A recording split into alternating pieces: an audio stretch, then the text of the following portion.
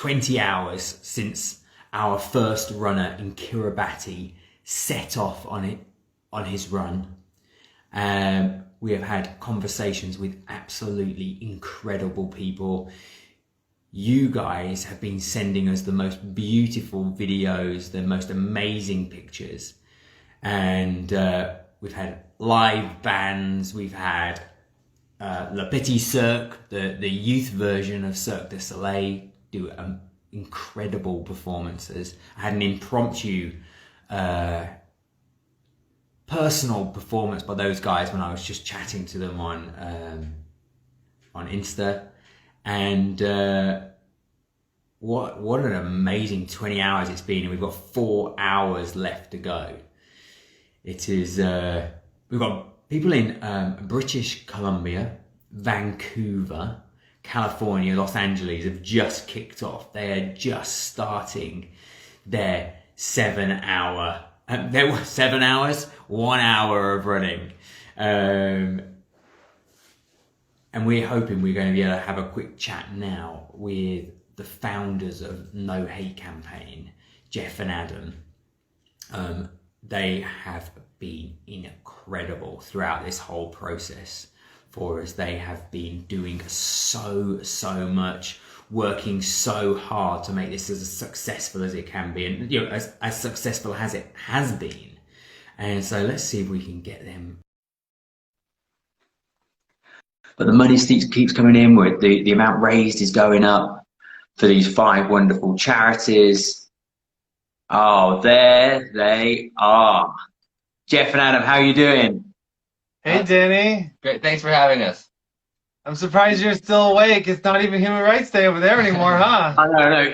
Look at those eyes. They're starting to get a little bit bloodshot.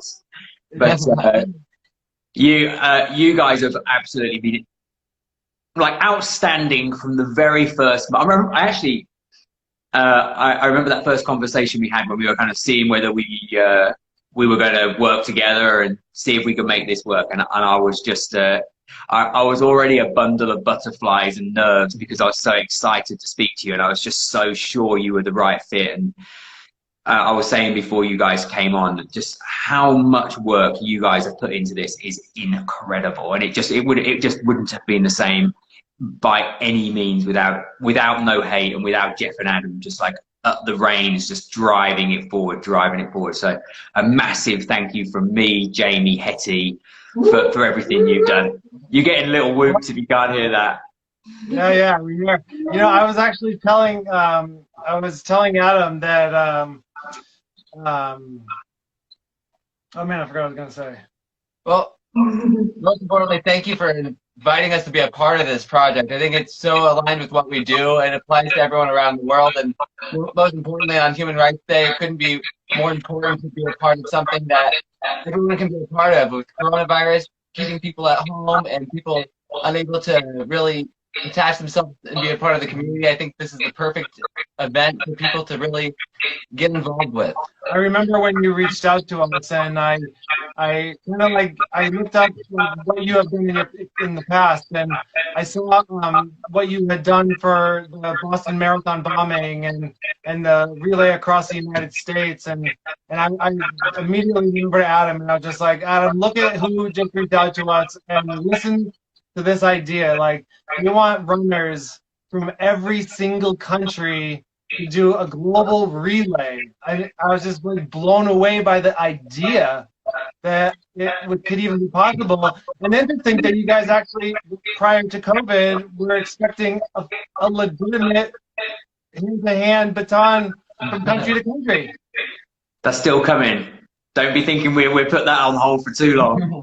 But yeah, I kind of wish you told us it was a completely bonkers idea and that we shouldn't do it the first time, to be honest. No, it's been a pleasure. The whole thing has been so incredible, so like moving. I think to begin with, it was just kind of getting the things all aligned, and then these last few weeks we've been kind of actually talking to people a little bit more and seeing people getting excited, and just kind of this realization in people's eyes, like you're creating an event where every single country is going to participate. That we're still searching the internet for anything like that's ever happened like this before. And to have that, there's three people in this room that have been working our butts off to kind of make this happen. And I'm not saying that there hasn't been a bazillion people, including you two, like working your butts off for us as well. But these big corporations haven't done something like this before. They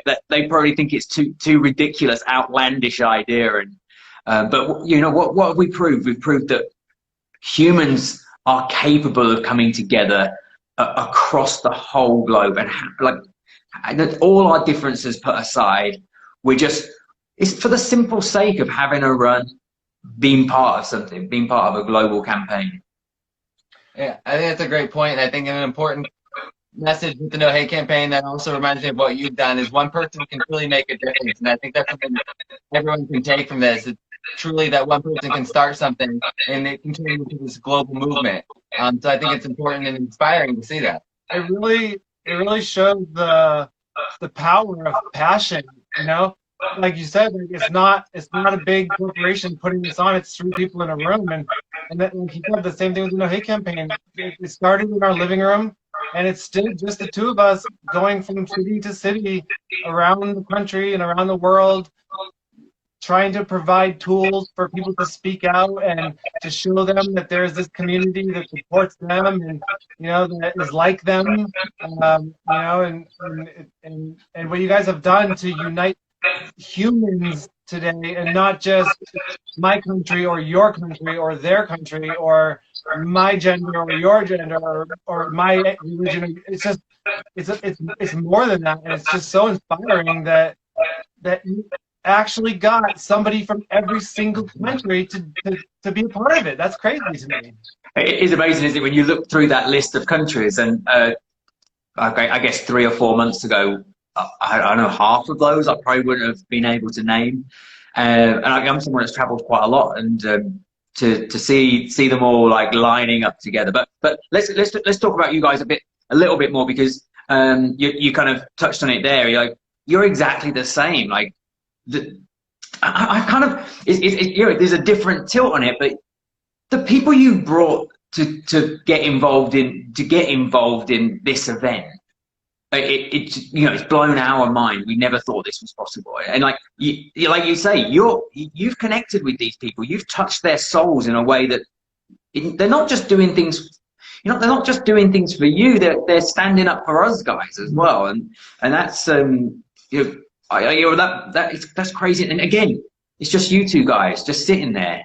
And just like you say, the impact you can have if you just strive for something. And let's be honest, I think I'd love to. I want to hear the story, and for you to kind of tell everyone like when No Hate came from, really, because it didn't start as this, did it? It was just a smaller idea that you were chasing, and then it's just grown into something. I guess it's exceeded your wildest dreams. Would I be right in saying that? Well, I would say but I would say it was not even an idea, to be honest. It was an accident, because we were in California, gay marriage was legal, and then there was a proposition brought up to take it away, to make it illegal. And after it passed, Adam and I in 2008, like, we were starting to protest, and we were in the rallies, and it was being called Proposition Hate because of the discrimination that was being written into our Constitution. And we were just like, okay, he's a photographer, and I was like, let's create a profile photo that we can use to speak out against Proposition 8. And I just wanted a profile photo. So we took the photo, and then we took his photo, and then when we explained the photo to our friends, we're like, listen, Proposition 8 took our rights away, and this is a protest photo to speak out against it. Will you be part of it? And it just grew one person by one person by one person, and then it wasn't until 1 year after, nearly a year after we took the first photo, that we're just like, okay, there's something. We have something that people are resonating with. It's a message that they're supporting. People are coming out and they're putting their face to equality. Like, imagine in 1960, people lining up around the block to take a photo for an equal rights campaign that was created in response to gay marriage. Yeah. Like, so the fact that it's happening now is just it just shows that it has changed since then. But I think what the time we're living in now also reminds us that we can't sit back and say we've won. It's more of like we have to protect what we have. Yeah, I mean, Start with the fact that people took our rights for granted to begin with. We had marriage equality in California before it was banned, so you can never take your rights for granted. You continually speak out. yeah, exactly. I mean, I was talking with No Bully earlier on, and they were saying about, you know, they want to do themselves out of a job. They want to have it so that there's no need for No Bully to be around. And I guess there's an element of what you're doing, you know, like the further this moves forward, the more people's eyes you can open with your imagery and your powerful messaging, the better. And, you know, I think you guys have got talents that can go anywhere. So it's not like, that's the thing, but, you know, we're taking steps forward, but they're still small, aren't there? And there's an infinite need for you and your campaigning, you know, in the States, just your home country, and then all around the world it gets bigger. That's important to say because we've been educated by the community. They've taught us that there's so much more out there. For us, it started with marriage equality, but we see it applies so many different ways. And I think it's constantly opening up our eyes on how much is more needed today than it was when we even started it. So we just want to keep that momentum alive. We want to keep it going. We want to keep the unity and the message of no hate alive. So we're just going to keep traveling, keep inspiring, and continuing that message. Yeah, I mean, let's touch on a little bit that travel, because obviously you've traveled all over the States, all over North America.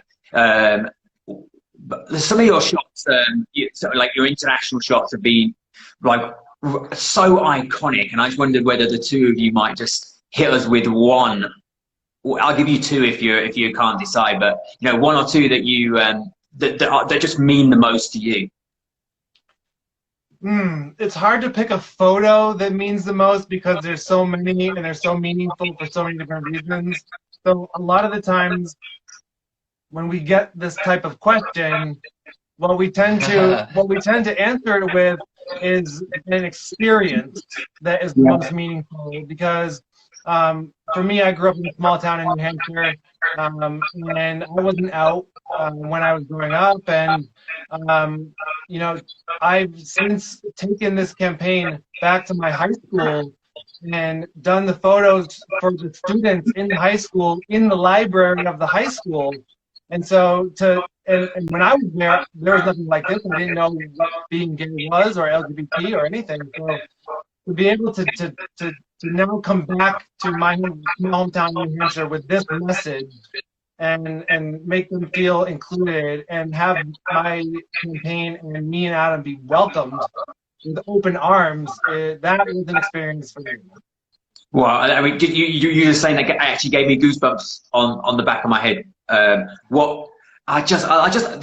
whole concept of going back in time, which is kind of basically what you did, going back to your high school, and you know, being able to give the advice that give advice and give support to the youths that are living there. You know, like it's crazy awesome. Ad, what about you? Like Jeff was saying, it's really hard to narrow it down, but what comes to mind for me is because it's Human Rights Day, being over in Singapore, being able to stand up there in a country where homosexuality is criminalized, and seeing people line up essentially to take part in a no hate photo protest. When for them, you have to like apply for permits to be able to protest. They don't have the same freedom of speech we necessarily have out here. So it comes with a lot of risks. So to see them line up and to take part in something like that really inspired me, and it really put photos into action and really put what we do into meaning that day. So it really reminds me of what this is all about. Yeah, and how are you feeling when that's happening? Because obviously I suspect, you know, I would suspect probably the locals are putting themselves in slightly more risk, but I wouldn't say there's no risk for you in that situation, I guess. I guess in the moment we just we're there to just bring people together, and we're just focused on what's important.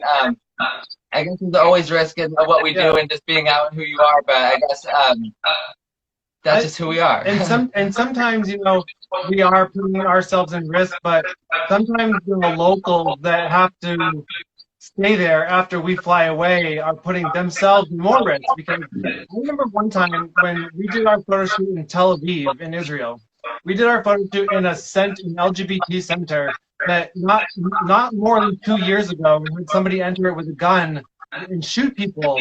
And 2 years later, we're in this center doing a no-hate photo shoot.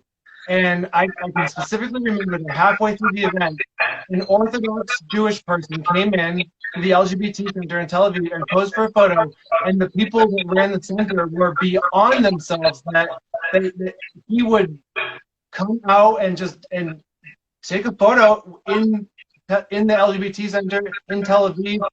They were beyond themselves. So it's people like them that come and be part of these photo shoots that are the truly inspiring ones. Yeah, yeah. There's so many synergies with with not only is it just a few people sitting in a room making these two movements happen, but just like you guys, it's the people that are coming that are kind of putting the effort in. And just what have we been seeing all day? People just, I know they're not risking themselves, but they're sweating, they're putting themselves through the pain on the pain train and all this sort of stuff, and they're the ones that have been recruiting. There's only so far the three of us guys can reach into these communities and see and find people. One person would contact another person in a different country, then contact another person. To get into North Korea is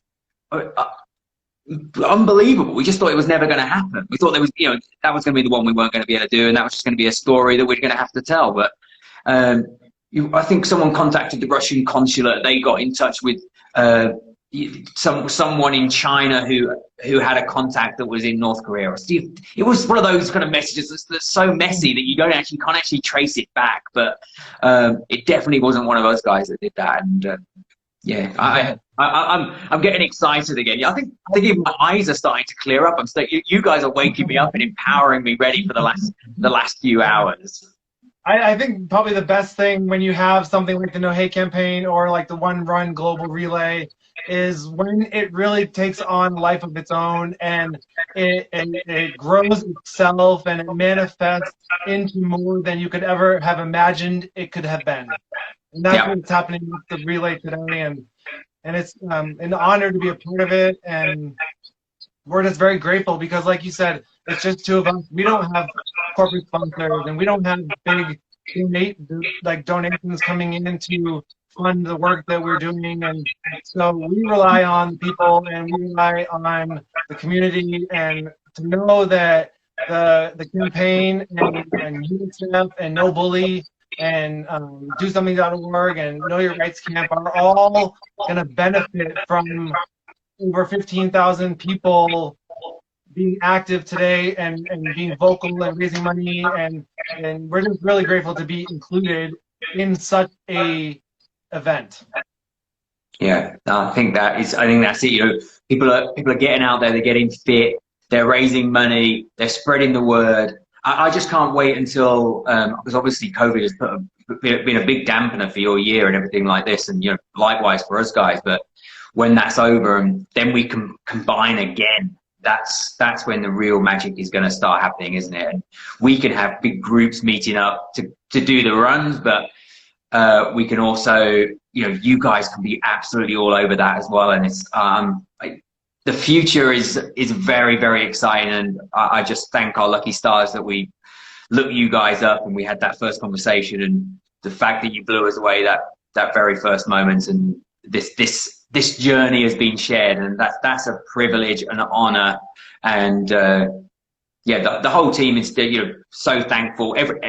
We're chatting with you. My mum and dad know how awesome you guys are. I get on the phone and I'm just telling them what amazing chats we're having, what the amazing things you're doing for us, and so you're getting love even from people who don't even know you, who've never met you, and all that sort of stuff. So. Well, when you believe in something, then you go out of your way to help it succeed. And in our opinion, today was a huge success, and it couldn't have been done without you and Jamie and Hetty and all the runners today that took part in it, all the celebrities and all the ambassadors, all the people that worked on the website to put it together, everybody that had any effort in today. It's much appreciated by everybody that was a part of it. And let me throw that right back at you. Anyway. Let's stop spreading love between us three, and let's get it out there for everyone else. And but really, it's been an absolute privilege. I've loved it. What about, we've got a few runners left that are going to be there's a few out there now. We've got a few that are going to be going out from Hawaii and American Samoa and places like that. What kind of piece of advice can you give them? It doesn't have to be for running, but just for running, being a good person, whatever you want to do. I mean, for me, I'm about to go up to our park at the top of our hill, and we're gonna do some laps up there for the rest of our hour.